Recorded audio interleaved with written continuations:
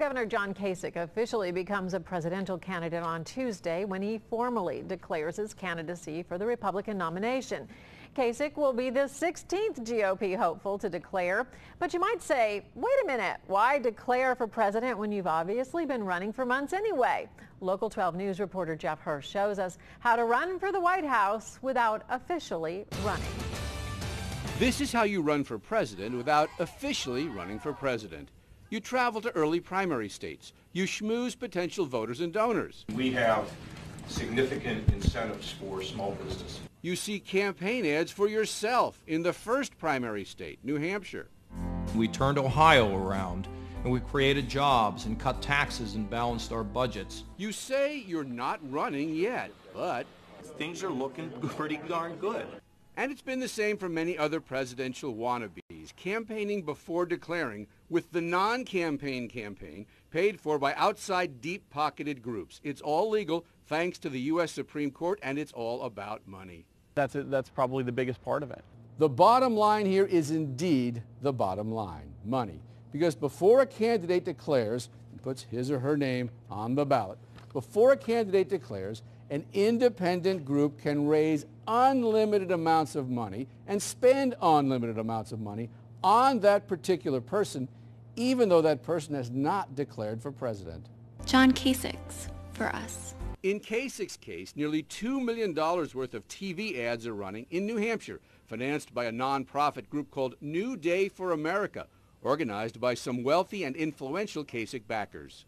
And if you start to do well in New Hampshire, you start to break through in New Hampshire, that will help you break into the national scene because all of a sudden the national media will start paying attention to you because you're making waves in the right places. Once a candidate does declare for president, he or she sets up a campaign committee. But individual contributions to those committees are limited by federal law. But the independent groups can continue raising and spending with no limits, as long as those groups do not coordinate their efforts with the candidate, which experts say is impossible to police. In some ways, those groups are able to run negative ads for a candidate, and that allows the candidate themselves to be a little bit clean of those. Hey, I don't control those ads, so you can't blame me for them. So you kind of the best of both worlds for a candidate.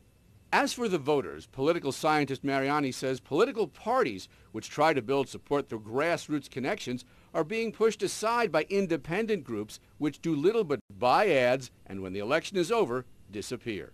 Which independent expenditures are basically advertising.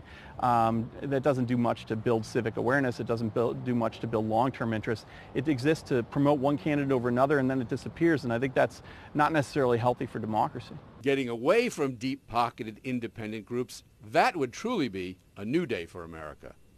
New Day for America is responsible for the content of this advertising. Jeff Hirsch, Local 12 News. The independent organizations at issue here are called super PACs or 527 groups, depending on how they are structured. The group backing Kasich, New Day for America, has raised $11.5 million so far, but the organization supporting Jeb Bush has brought in nearly 10 times that amount.